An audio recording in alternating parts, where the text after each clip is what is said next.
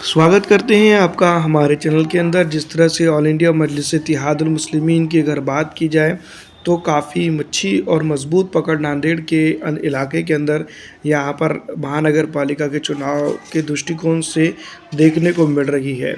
इसी तरह से अगर राजनीतिक स्थिति रहती है तो ऑल इंडिया मजलिस इत्तेहादुल मुस्लिमीन यहाँ पर काफ़ी बड़े उलटफेर कर सकती है।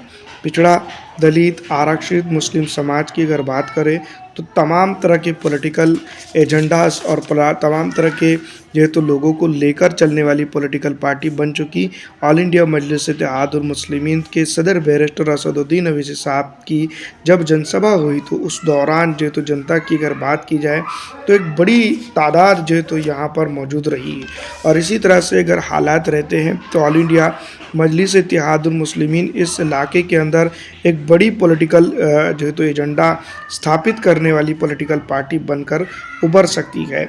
इसी तरह से अगर देखा जाए तो कई एक चीज़ें हैं जिसको लेकर फ़िलहाल जो चर्चा चल रही है उसमें सबसे अहम और इम्पॉर्टेंट ये भी है कि ऑल इंडिया मजलिस इत्तेहादुल मुस्लिमीन के होने के चलते जो है तो कई एक चीज़ें इस बार बदलेंगी।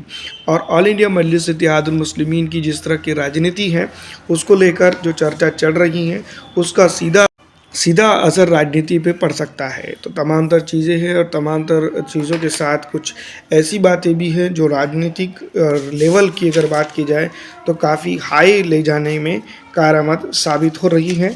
पिछड़ा, दलित, आरक्षित मुस्लिम समाज की अगर बात की जाए तो यहाँ पर जो तो एमआईएम के साथ जुड़ाव भी है और इसी तरह से अगर जुड़ाव रहता है तो इस इलाके के अंदर पूरी तरह से राजनीति जो तो बदल सकती है।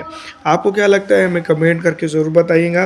जिस तरह का जो राजनीतिक सीमाकरण यहाँ बढ़ रहा है उसका राजनीतिक जो है तो असर देखने को भी मिलेगा। और इसी तरह से अगर हालात रहते हैं तो यहाँ पर अगर देखा जाए तो जिस तरह से जनता एमआईएम के सदर को सुनने के लिए आई थी, अगर इसी तरह से जो तो वोटिंग कर जाती है तो ये अपने आप में बहुत बड़ी बात जो तो यहाँ पर हो सकती है। आपको क्या लगता है कमेंट करके ज़रूर बताइएगा। जिस तरह से एमआईएम की अगर बात की जाए तो जिस तरह जुड़ाव है या फिर